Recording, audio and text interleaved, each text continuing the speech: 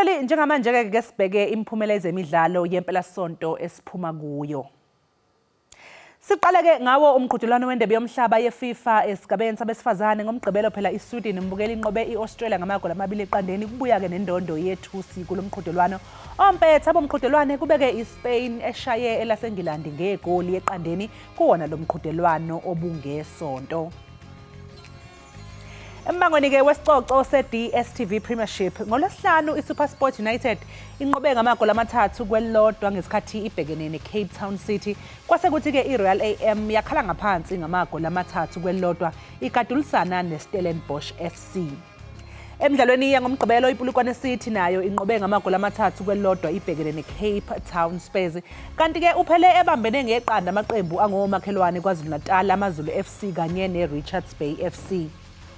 Komunye kumdlalo Mbukeli iChippa United ayizange ilibone elidlalayo phela ngesikhathi iMamelodi Sundowns iphumelela ngamagoli 2-0 kanti ngesonto abafana ke baseNatureni Kaizer Chiefs imangaza abaningi ngesikhathi ke ikhala ngaphansi ngegoli eqandeni ibhekene neTS Galaxy. Kanti ke mabesishwiza sibheka le phesheya kwezilwandle embangweni wesicoco se-English Premier League ngolwesihlanu iNottingham Forest inqobe iSheffield United ngamagoli 2-0 kwase kuthi ke ngomgqibelo iLiverpool yathela othulini iBournemouth ngamagoli 3-1. iWolves yona ke Mbukeli ibhabhadiswe ngomlilo wamagoli 4-1 ngesikhathi ivakashelwe iBrighton.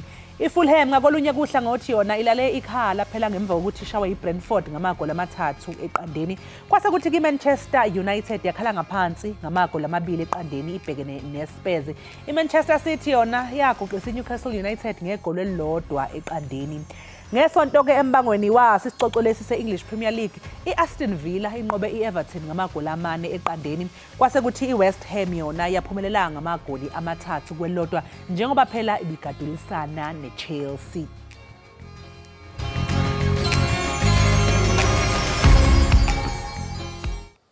Siphinde sikwamukele Mbukeli wekhaya Jikelele kanti mangabe siqhubekela phambili nezindaba zethu mhla zingama-13 kwephezulu izwe eliwumakhelwane iZimbabwe lizonikela ezikhungweni zokuvota kuyokhetha umengameli omusha kanti ke ongoti bezombusazwe bakholwa ukuthi lolu khetho lizobe lushube kakhulu. Embangweni kubhekeke ukuthi uNelson Chamisa nomengameli wamanje uEmmerson Mnangagwa batholane phezulu kulolu khetho. Ukubheka ke kabanzi malungana nesimo saseZimbabwe sokulungela ukusingatha lolu khetho sixhumana noDokotela uVusumuzi Sibanda oqhamuka esikhungweni African Diaspora.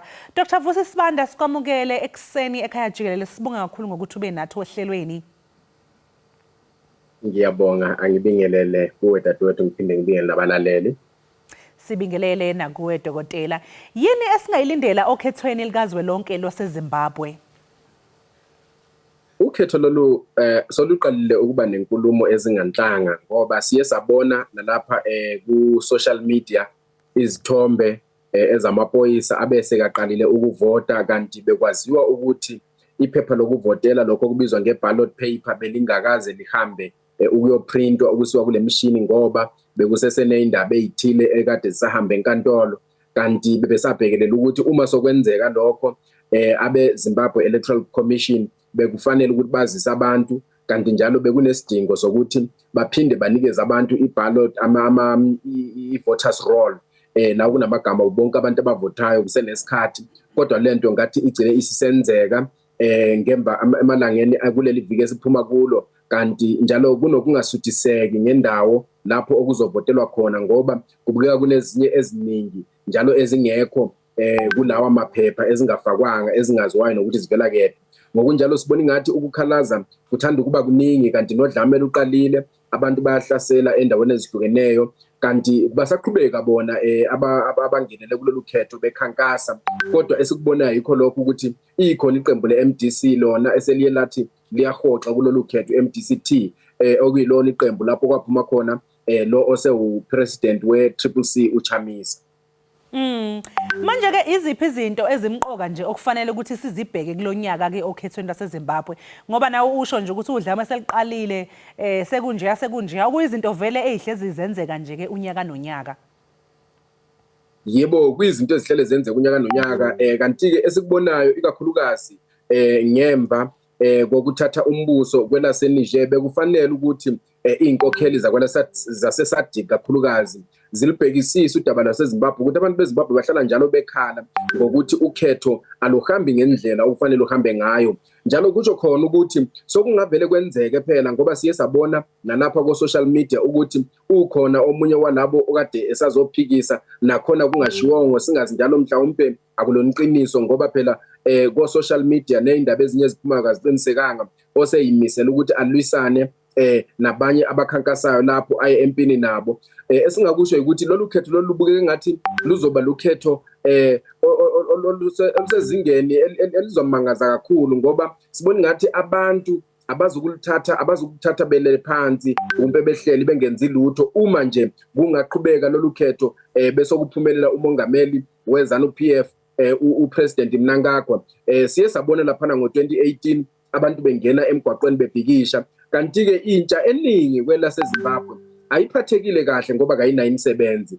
Ngokunjalo sibona ngathi ngalesikhathi sokungenzeka ukuthi intsha iphakame ilwe ilwisana nombuso weZANU-PF uma nje kungaqhubeka kuthiwe umongameli ID uyaqhubeka awine ngoba lokhu angikusho ngoba abantu esibabona kumarali lawa awe CCC baningi kakhulu ukundlula laba abeZANU-PF. Kanti ke laba beZANU-PF siyabona ukuthi sonke isikhathi uma kuyiwa kumarali bahamba ngamabhasi okusho ukuthi abantu ababonakala kuwonke amarali ezweni lonke nje lapho umongameli idiya khona ngabantu abafanayo basuswa endaweni ezihlukeneyo sonke isikhathi besiwa lapho. Kanti sibona njalo nabantu abayidayisela abahleli phansi uma kunerali kamongameli uMnangagwa bayaphoqwa ukuthi bahambe bayongena kulamarali. Sibona benikezwa i-chicken licken kumbe chicken inyama yenkukhu ngoba abantu beZimbabwe abayanelisi inyama yenkukhu kodwa banikwa yona emaralini ukuthi bazomsekela umongameli weZimbabwe okuyiyona into ekhomba ukuthi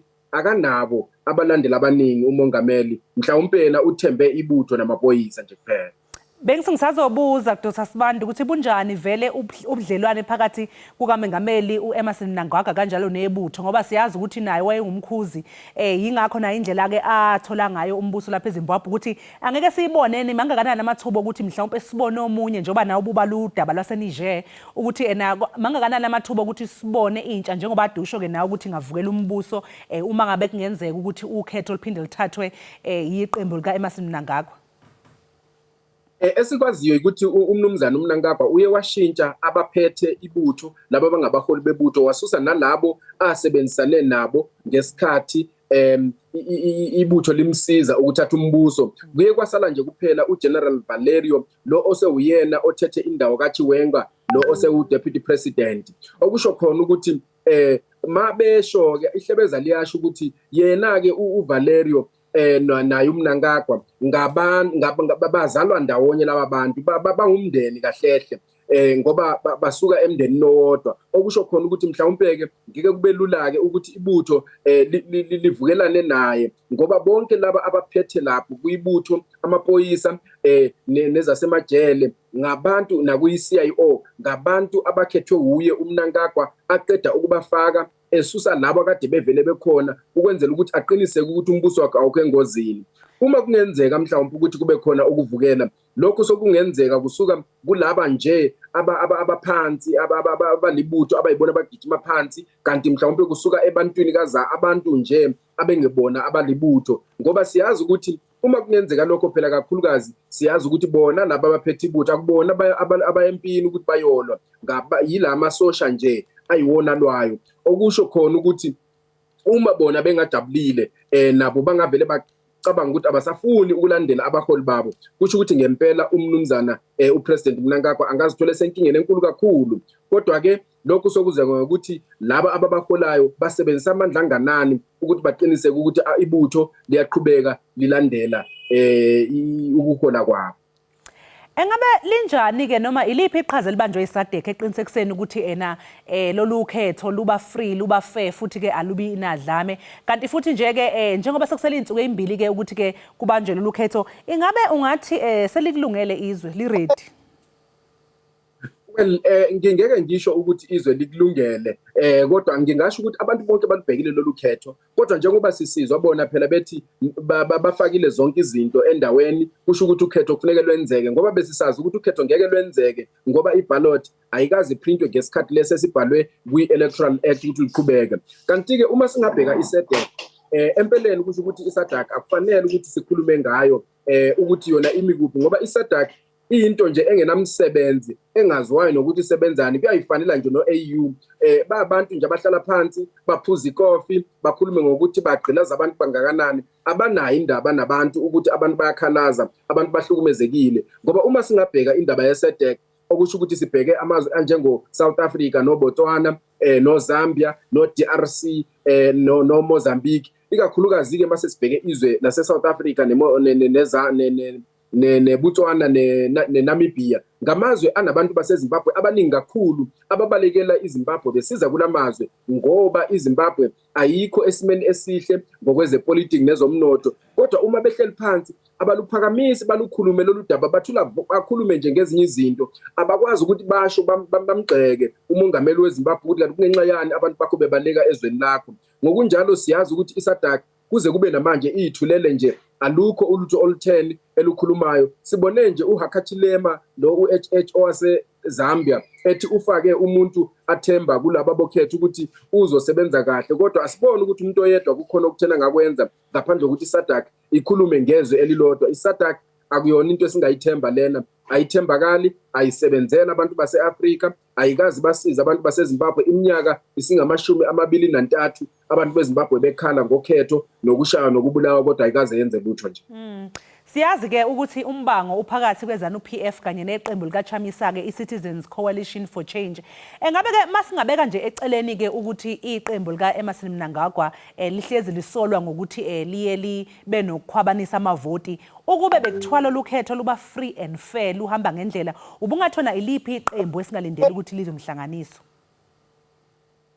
iqembu esilindele uma konke bekuzohamba kahle ukuthi linqobe njengalokho sazi ukuthi sonke isikhathi nje iqembu likaMnumzana Mnangagwa kalikaze linqobe yilona ele-CCC okungasho khona ukuthi lona iqembu le-CCC mhlawumbe ke lisesimeni esihle sokuthi lingakwazi ukuhola izwe laseZimbabwe kodwa uma singasho nje ngokuya kukulandelwa ngabantu ngoba phela kusobala ukuthi abantu baseZimbabwe bakhathele ulo mongameli neqembu leZANU-PF abantu bebezokhetha naliphi iqembu njengamanje iqembu elikhona eselibukeka linabantu abaningi abalilandelayo okokuthi uma ukhetho belukhululekile ngempela siyazi ukuthi iqembu le-CCC lona ebelizonqoba Dr. Vusumuzi uma ungasithi nje halamuzi mhlawumbe iqembu leli likaChamisa iCoalition for Change njengoba sisho naye leyo CCC iziphi mhlawumbe izinto akhankasa ngazo uChamisa mhlawumbe asuke ithembisa abantu noma athi uma ngabe ningavotela leli qembu lamnazi inguquko ezoba khona eZimbabwe uChamisa ukhuluma ngokuthi abantu bazothola imisebenzi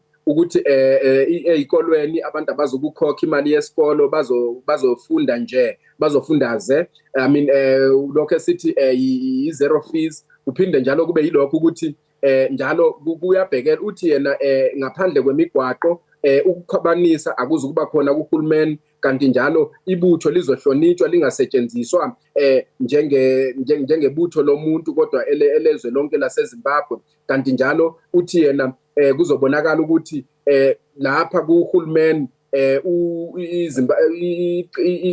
iZimbabwe Anti-Corruption Commission izoqiniseka ukuthi bonke abantu abakhwabanisa mhlawumbe bazoboshwa ukusukisela ngesikhathi kusaphethe laba abanye oMnangagwa noMgabe kahlehle yizo lezi zinto azihambisa la phambili ukuthi kusho ukuthi sizobona amadolobha wonke esebenza ngendlela efanele nakhona sisazivela ukuthi mhlawumbe ke njengoba bebehlulekile ngoba amadolobha amaningi bebewaphethe ukuthi bawahole kahlehle njalo sisazi ukuthi cha isisekela I mean lokho esikubiza ngeconstitution abanayo phela laphayana kwi-CCC kunezinto ezimbalwa abantu bazozenza kodwa esingakaziboni kuleli bandla uma bezenza ukuthi balandele ndlela thize ejwayelekile eyokwenza izinto kodwa yilokho abakuthembisayo bona Sibonge kakhulu ke Dr. Uvusumuzi Sibanda ngesikhathi sakho nje ke sikufisele nosuku oluhle Ngiyayibongela nalimelo usuku oluhle Lowo ke mbukeli udokotela uVismuzi Sibanda we-African Diaspora yena ke ubesitshela kabanzi ngamalungiselelo okhetho lwaseZimbabwe oluzoba ngolwesine kulona ke leli sonto. Njengamanje ke mbukeli ake sithi siphosa amehlo lapha sibone ukuthi isimo sezulu sime kanjani namhlanje kuseni.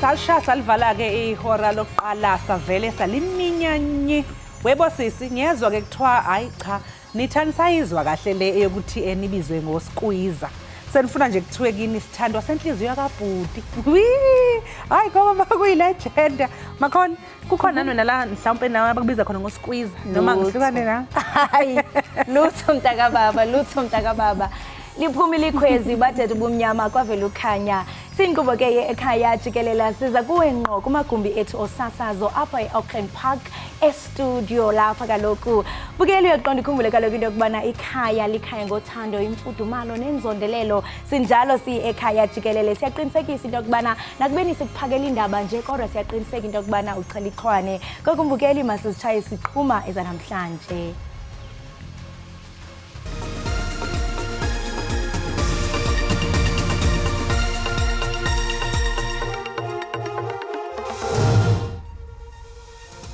Lizaqala namhlanje ityala eliyimbali labo batyholwa ngokubulala nokuzama ukubulala amatshantliziyo amane awayechasene nocalucaluwa aziwa njenge-Cosas 4.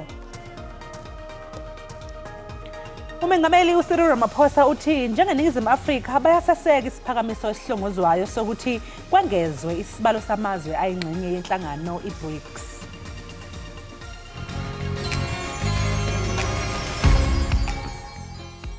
Ndiboleke niwotshi ndikhangela amaxesha okuza ekhaya Jikelele only on DTT Monday to Friday 6 to 9 ningaphuthelwa.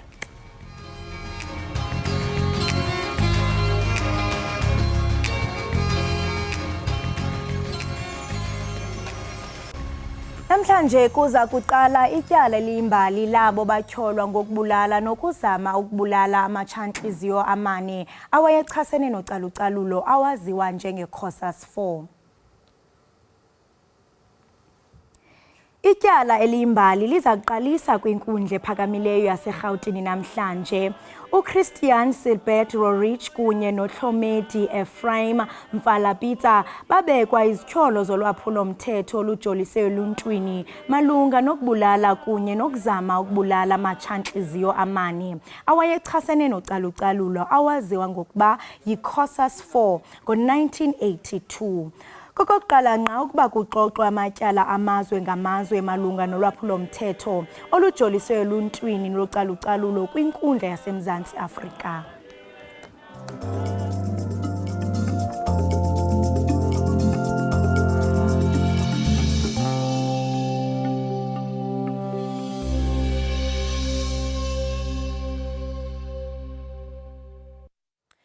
Umengameli uCyril Ramaphosa uthi iNingizimu Afrika iyakweseka ukuthi sandiswe isibalo samazwe ayingxenye yenhlangano iBRICS ngenhloso phela yokuqinisekisa ukuthi kumeleleka zonke izifunda zamazwe emhlabeni. Umengameli uRamaphosa ubethula inkulumo emayelana nenqubomgomo yezwe sokusebenza ukubambisana namazwe angaphandle. Uphindeke wabalulana bumqoka bokuthi iNingizimu Afrika isingathe ngempumelelo ingqungquthela ye-15 yamazwe eBRICS eqalayo kusasa eGoli. Umengameli uRamaphosa uphinde wagcizelela ukuthi iNingizimu Afrika ngeke ithathe uhlangothi ezimpini eziphakathi kwamazwe ehlukene. Kusenjalo umengameli uRamaphosa uthi uhulumeni wakuleli useyinhlelweni zokubuyisa izakhamuzi zakuleli eyiseNiger kulandela ukuthi ke amasosha kuleli yazwe ebhozomele umengameli wakhona. We are extremely concerned about what is happening in Niger. The other day I was walking in the street and I met a young woman who told me that her boyfriend, South African boyfriend, is trapped in Niger. And she said, "President, can you do something to bring my boyfriend home?" And I said, "Yes, we will bring your boyfriend home as we bring the 22 others, because there are 23 South Africans there." We are concerned about that coup and we condemn it. We firmly believe that democratically elected governments must not be removed through unconstitutional means. ECOWAS is firmly seized with this matter, and through the AU we will support the efforts and the interventions that they seek to make. Ziyakhula izimemelelo zokuba abasemagunyeni eRhawutini bathatha amanyathelo angqongqo ngakwidabi eliqhubayo labombi mgodini abangekho mthethweni kwintshona Randi. Oku ke kusemva kokuba abahlali kwindawo yamatyotyombe iJerusalema bebalekele kwisikhululo samapolisa iFlorida besoyikisela ke ubomi babo kulandela udubulwano phakathi kozamazama ngokuhlwa kwangolwesithathu. Sisiganeko samvanje kukholeleka ukuba siqale emva kokuba ozamazama bakwindawo yogoba ityholo ezama impilo bebaleke amagosa omthetho bayokungquzulana nogxa babo eJerusalema.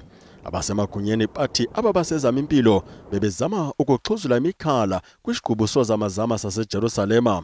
Ukanti kule veki ephelileyo abasemagunyeni badilize intwenke yamatyotyombe ekukholeleka ukuba ngawabombi mgodini abangekho mthethweni. We are currently at the Florida police station. We've got families that are displaced at the Jerusalem.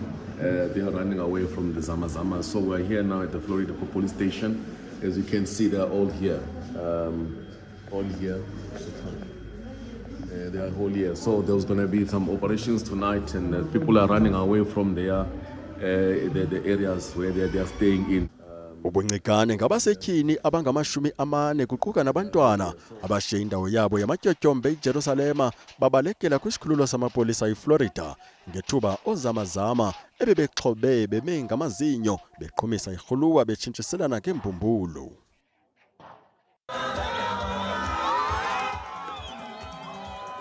Umbutho lawulayo waseZimbabwe iZANU-PF kunye nombutho phambili ophikisayo iCitizens Coalition for Change babambe indibano phambi konyulo jikelele lwaseZimbabwe ngolwesithathu. Oyena mongameli uEmerson Mnangagwa efuna isihlandlo sesibini nesokugqibela seminyaka emithathu eofisini yenkokheli iCitizens Coalition for Change uNelson Chamisa. Umengameli uCyril Ramaphosa uvumile ukuthi uhulumeni wenqubo yentando yabantu kuleli udonsa nzima ukumelana nezingqinamba ezikhungethe lelizwe. Lokhu ukusho ngesikhathi gujwa iminyaka engamashumi 4 kwasungulwa inhlangano iUnited Democratic Front eGoli izolo. I-United Democratic Front yasekwa ngomhla wama-20 ku-August ngo-1983 ngenjongo yokuphelisa nya ingcinezelo. Lo mbutho woluntu wathi gqolo ukulwela inkululeko ngexesha amaqela ezopolitiko ayirhoxisiwe. Nathe umongameli uCyril Ramaphosa indima oyidlalileyo iyakuhlonitshwa naphakade. It achieved so much when it was just in existence for just 8 short years. We remember the many UDF leaders who are no longer with us, who kept our people's hopes alive. Umongameli Ramaphosa uthe noba inkululeko ize nenzuzo kodwa kusafuneka kufezekiswe izidingo nangakumbi. Even as we know that we still have much further to go, we should not diminish what has been achieved. As government, we have expressed our determination to leave no one behind, which is in keeping with the spirit of the great United Democratic Front. Ukanti nanjengoko eli liza kugqiba iminyaka engama-30 laxhamla inkululeko, owayesaya kuba inkokheli ye-UDF uPopo Molefe umemelele ukuba uluntu lweli luphume mpompozone ukuya kubhalisela uvoto. Woleke ngenkxalabo yokusilela kokugqithiswa kweenkonzo nokurhuqa phantsi koxanduva kwezopolitiko, esithi oko akuboneli ntweni imigudu eyenziwa ngamaqhawe enkululeko. This is clearly dishonoring Nelson Mandela, Walter Sisulu, Oliver Tambo, Lillian Ngoyi, Chris Hani, Ruth Mompati, Albertina Sisulu, and many more. Kusenjalo amaqala e-UDF eMitchells Plain eKapa ahlangane eRockland Civic Centre apho yasekwa khona i-UDF ukubhiyozela ukugqiba iminyaka engama-40 yasekwayo kuhlonitshwa namalungu aswelekayo. Amanye wamatshantliziyo enkululeko athe abo babecinezelwa basaqhubeka ukujamelana nemingeni yeenkqubo zanamhla, kungoko kuhlatywe ikhwelo elingxamisekileyo lwamanyathelo enguqu. Ukanti i-UDF iza kubamba omnye umsitho werali yaseNtshona Koloni ngomhla wama-23 kule nyanga. Mbukeli okwamanje ake siphosa amehlo ke sibheke ukuthi sime kanjani isimo sezulu.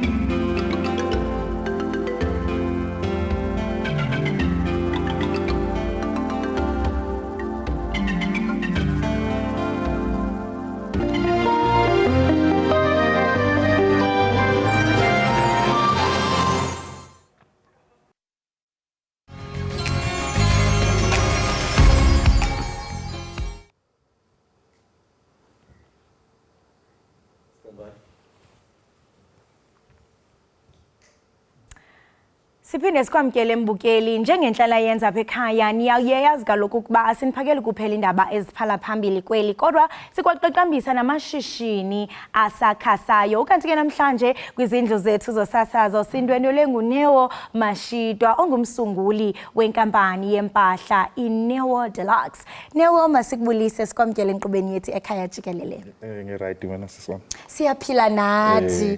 Wow, usizele nomsebenzi wakho ndiyaqonda ukuba usuke eKasi. Obvious, ngelokishini sowethu. Wow, khasixolele banzi ngempahla zakho. Hey nansi enye ndiqhushuke apha xa kwami. Bekumele ndiyinabise apha. Khasixolele ngomsebenzi wakho wethu Neo. Hi man, I started Deluxe I think in late 2021. Ngiqale around that time and ever since, you know, at first I didn't think ukuthi abantu bazoyithanda le brand le. But then as time went on, I started seeing people being receptive to the brand.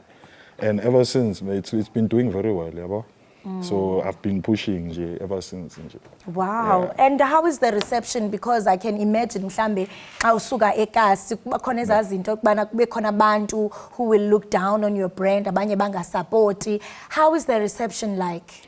The reception is quite exceptional, to be quite honest, because yes, I mean, not everyone's going to like your brand, but as far as what I've seen, and funny enough, it's actually females mostly that are supporting the brand, which is strange for me. You know, I always thought it would be more of the guys, but ngibona abafazi most of the time are the ones who are placing orders to buy the brand. Yeah, so the reception is quite good. Yazi, njengoba ndikucheckile pha escreenini bade ndikuthi ndizayimani ikhephi yakho ikuvalile. Kha uyibuyise nje kancinci. Ufuna ukuzifihla ke ngifuna mara it's fine. Ufuna uzifihlela ntoni sowusekhaya? Hayibo. I'm the mysterious one. Yakho seradioweni apha kuse TV. So siyaqonda into yokubana ixhaphakile into yokuba kuthengiswe impahla ngondlela mnyama illegal ke ngamakhumsha. Ingaba mhlambe wena iyakuchaphazela lonto njengokuba unantsika impahla? No, it doesn't really scare me, yabona. I'm a street hustler. I put my things together ngivele ngithengise nje phela yabona, because I know ukuthi le brand yami ayekho munye nje yabo. Yeah. And njengokuba ubusoyiqalile ibrand yakho ngo-2021, khawushare some of your success stories mhlawumbe. Oh, there was a time where bengisekhaya and then I got a call from someone in Durban athi kimi ufuna ukuplace i-order, and then this person just put 18,000 rand in my account. And I didn't even know ukuthi kahle ufunani, and he had a long list, and that was one of the biggest orders for me. It's always been the highlight actually for me, and some white guy from Durban actually. Wow. And that's when I knew that, you know, actually I'm going somewhere with this thing. And I'm now getting people from Cape Town, PE, Swaziland who are placing orders, you know, like different provinces now. I'm getting like calls every single week of people bafuna ukuthenga ibrand, and I must say that for me that's one of my highlights of the brand. You know, I'm meeting different people, you know, with different ideas, and for me iyangijabulisa lento leyo.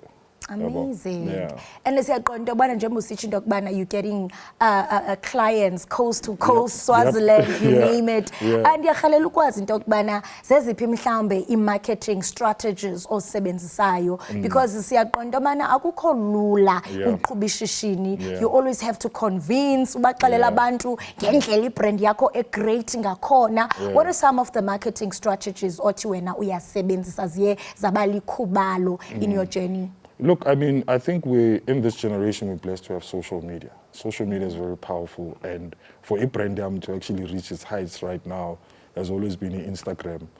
You know, Instagram has really helped me a lot in terms of reaching out to people that I didn't even know were there.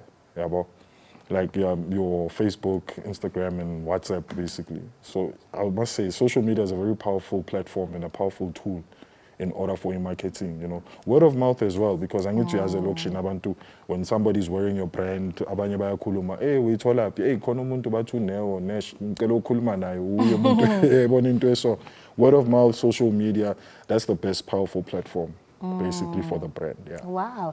And I think one thing that is exciting about the South African fashion industry is the wealth of talent. Yes. And I mean the cultural exchanges Of course, is by influence through brands.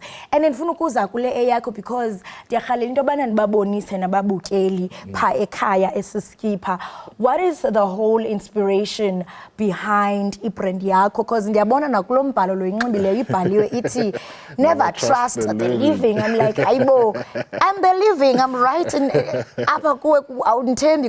so what inspires you and why do you think that abantu, they relate to your brand? Because abantu batenga something about resonate ngayo. So intoni lento edonsa abantu to this brand? You know, the thing is, when I started, the whole deluxe thing was a concept that I had in my mind where I created a game, actually, because I'm more of a gamer.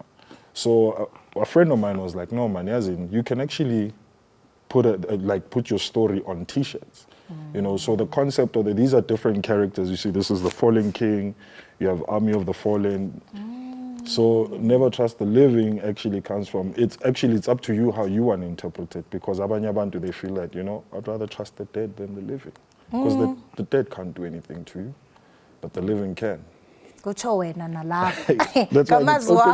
it's open for interpretation to yourself. Yeah, So being different, I think that's why people are resonating to it. It's because it's different. You know, it's not your typical other brands. Because I try my best to be different from everyone else. You know, being creative. Creativity is something that I live on. You know, yeah. Usathetha ngento yokubana ube different uyawaziqalela ishishini lakho and siyaqonda into yokubana ngoku i-economy yethu apha eMzantsi Afrika ifuna abantu abanengqondo, abantu abazokwazi ucinga into yokubana ndizawuthatha u-A ndimhlanganise no-B. Why kwakubalekile for wena into yokubana uziqalele ishishini lakho looking at the economy and in a high rate of unemployment apha eMzantsi Afrika? I believe no one is coming to save us. That's why you have to do something. Yeah, like with the economy that we are in, with the state of the world that we're in, you know, you need to do something. You need to create something that's going to bring some sort of income. And for me, Deluxe has been a blessing because I sat down and I thought about it, and being creative, you know, your creativity can actually take you somewhere. Yeah, ngene imali. Ngiyabona nansi apha ifuna ukuwapha epokothweni. Ikhona yona vele. So abantu mhlamba bafuna ukukuxhasa because uyatsho into yokubana hey kwathi gqi o-18,000 abantu abathi jonga bafuna ukukusupporta, bayayithanda ibrand yakho, they resonate with your brand and they believe in black empowerment. Bakufumana kwephi kona? Find me on Instagram, Nash_Deluxe. You'll find me there. I communicate a lot with my customers there, and if they want to bafunuktenga, ikipa, t-shirts, whatever the case is, you'll find me on Instagram, Nash_Deluxe. That's the name on Instagram. Nash_Deluxe. Yeah. Neo, thank you so much for into yokubana usindwendwele. Kuhle kakhulu ukubona abantwana bomquba bevelisa izakhono zabo and starting kulo kona ukuyo. You never know into yokubana who is looking. Thank you so much for joining us. Thank you so much. Right, mbukeli we Ekhaya Jikelele lo ke besincokola naye nguye uNeo Mashido ongumsunguli ke weNeo Deluxe. Sixoxisana naye ngeshishini lakhe elisakhulayo. Qiniseka mbukeli into yokubana uqusha lazi ubukele Ekhaya Jikelele apha kwinkqubo ndaba yakho uDTT.